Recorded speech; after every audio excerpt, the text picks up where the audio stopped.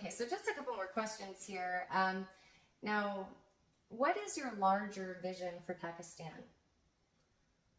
So when the idea came about for me to go to Pakistan, the Lord started opening doors, and it wasn't until January 7th where one of the hosts in Pakistan actually reached out to me on January 7th. I'd already said I wanted to go to Pakistan. I didn't know how I was going to get there because my pastor told me I couldn't go with them. And so I just kind of assumed that, okay, well, I have to wait. And then out of the blue, somebody reached out to me on January 7th, and I didn't respond till about 7 or 8 days later. And then it took a long time for me to let them know that, hey, I'm going to plan on coming to Pakistan. But we started doing Zoom Bible studies and seeing the power of God move. Like I said, blind eyes being healed, back pain, leg pain, like all kinds of stuff just happening over Zoom, of all things. Praying for people over Zoom, people getting slain in the spirit over Zoom, and just the power of God was moving.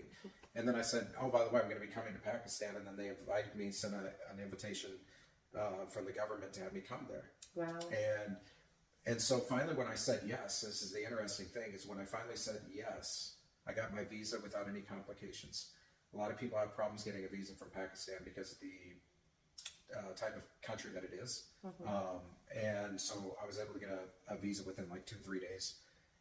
And then after I got my visa, and the more I did research on Pakistan, going, okay, God, what am I doing there? Because I was invited there to do massive crusades.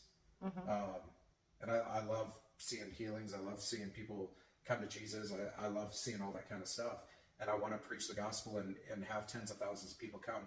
And that's been not only a desire of my heart, but that's been something that God showed me that I'm going to be a part of. Yes. And so naturally I was like, oh, I'm going to go there and, have all these mass crusades and do all this kind of stuff. And that's what they talked about. But the Lord impressed upon my heart that I'm going to go there like Caleb and really survey the land. Just kind of check out the land, see what's going on, meet with pastors, meet with the people there, find out what the need is. And the more that he showed me that, the more that I realized I wasn't going to go there to do crusades yet. Crusades are coming, but not on this trip. We're going there right now just to kind of take a look at what's going on there. And what we found is, if you're familiar with the thing called brickyard debt slaves, you familiar with that? No. Slavery is illegal most places, as it is in Pakistan. It's illegal. However, indebtedness is not illegal in Pakistan. What indebtedness is when people owe any amount of money. They go to the hospital, they get sick, they can't pay their medical bills. What happens is these debt slave owners have brick kilns. So they make these bricks. They're a brick kiln, and they make these bricks, but they go in and they buy the debt.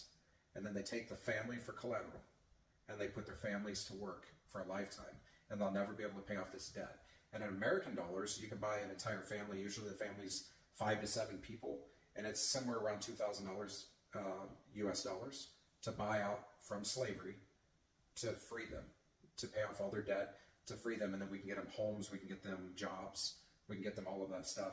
Otherwise, what happens is there's these little, it's entire families. So it's mom, dad, kids, everything.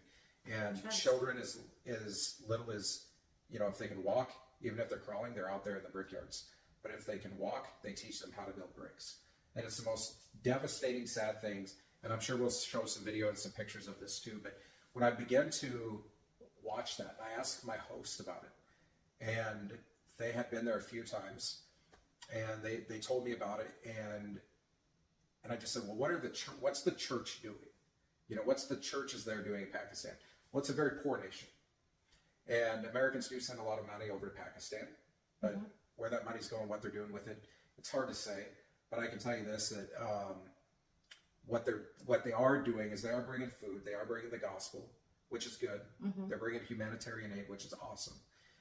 My heart's desire, my vision is not only to bring humanitarian aid and bring the gospel, but to actually bring freedom. Yeah. Christ came to make us free. Amen. And so I want to bring freedom. And that's my overall goal, and my overall vision is to build up a foundation of supporters that we can go there and actually change the lives of. There's a little over 4 million debt slaves just in Pakistan alone. and it's one of the saddest things I've ever seen. Seeing those children there that cook outside, they get a scoop of rice a day. I mean, it's sad. And so I get the opportunity to go there, meet with the debt slave owners. The money that we are asking for the donations, 100% of it goes to free debt slaves. So that's my whole mission right now, is just to raise money to free debt slaves. We're also helping orphans out there.